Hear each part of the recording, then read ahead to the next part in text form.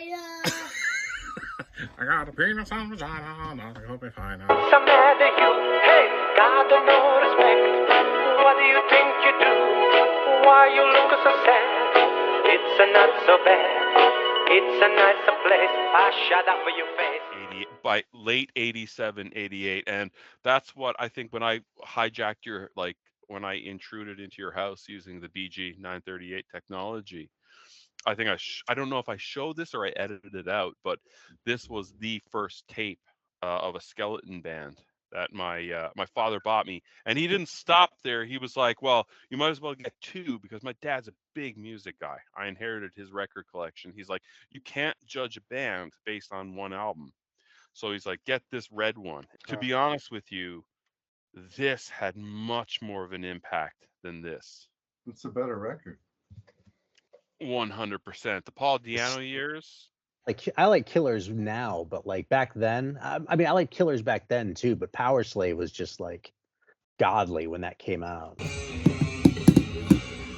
Bam, bam, bam, bam, bam.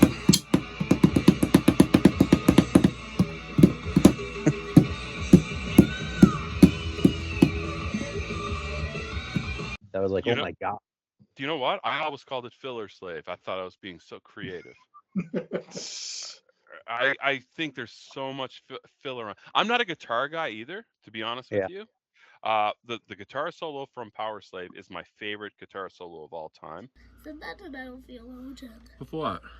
Of me singing. It's make your heavy metal face. I thought you wanted to be in a pop group like Dead or Alive or something. But, oh my god, that is a serious metal face. I want to be. Yeah, I just like heavy metal, death metal, Iron Maiden, and Dead or Alive. And Ninja Sex Dead or Alive? Party. And who? Ninja Sex Party. It's a good. It's my favorite, but the whole album, I like Flash of the Blade. I like Aces High and stuff like that. Yeah. But the rest was just like, oh, Jesus Christ, this is not Killers, man. Yeah, in retrospect, I think I was kind of being a dick when I didn't put that one in my top 10 of 1984, like at all. I just gave it an honor.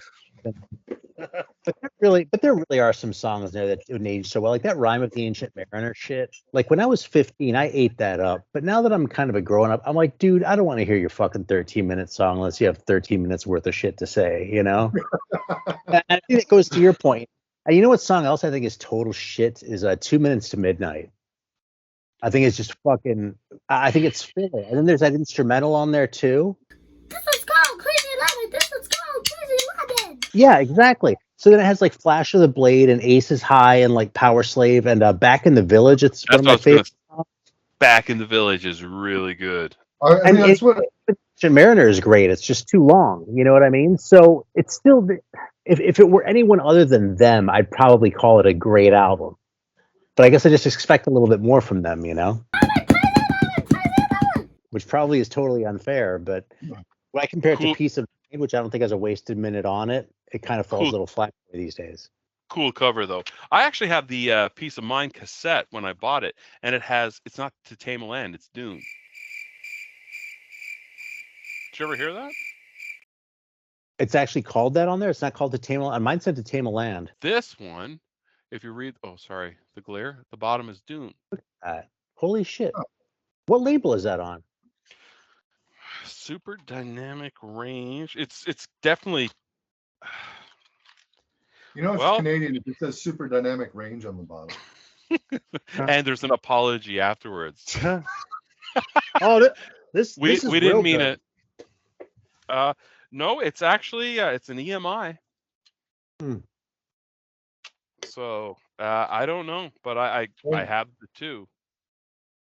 So yeah, the copy of Piece of Mind that I had, it had a yellow case, which pissed me off. But it opened up like it was backwards, because you know how in the gatefold it's sort of, you know, you have that cover, and if you open it up, it's sort of, well, here, it's right here.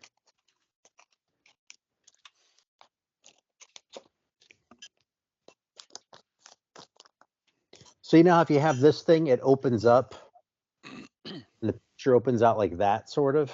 Yeah. Well, that's what the tape did. So instead of opening it the one way, you opened it the other way. It was Wow. kind of backwards. Yeah, it was weird. I mean, it really weirded me out when I was a kid, but there's the record. I need your Right child, love. you spin me right round, baby, right round. Like a record, I baby, need rock. your love. It's funny because Peace of Mind is my favorite Iron Maiden record today, but at the time I wasn't impressed with Peace of Mind. Oh, you still got the patch. Nice. Yeah, the patch, though, Wow, with the that's cool. mark on the back. Could have been about $1.25. I was a Diano fan. I was such a contrarian. Yeah, It's I not like the. contrarian to pick the best era of a band as your favorite era. Like, I guess, you know. Also, let me I ask you always guys. my favorite Bruce record is Live After Death because he sounds so fucking ragged.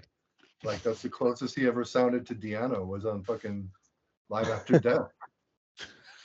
I agree. How do you guys feel? Just as an aside, do you guys like a good cream-colored cassette? Dude, Oh, I've got a great story on this. When I was a kid, the white creamy tapes were like so passe. It was all about the clear tapes. Or in my case, when I was a kid, all I had was my parents' collection. We had one black tape in the whole thing, and it ended up being the thing that was the most influential on me of anything that my parents owned. It was Oh. Montrose. And I got Paper Money. I got the Fire. I've told this on the show a bazillion times, but I was like 3 years old. It was kind of like a family meme. You could put on I Got the Fire, and I would start fucking windmilling across the floor. I was like, I would lose my mind. It's the first song that ever made me 100% lose my mind. It was the only black tape my dad had. And I mean, I didn't know for, eons. It's like, oh, it's Sammy Hagar. The dude. It's like that. I didn't give a shit. It was just like, it was that song. But yeah, I black get real black goofy tapes and about, clear like, tapes. I get real goofy about fucking like color tapes back then because they were so rare.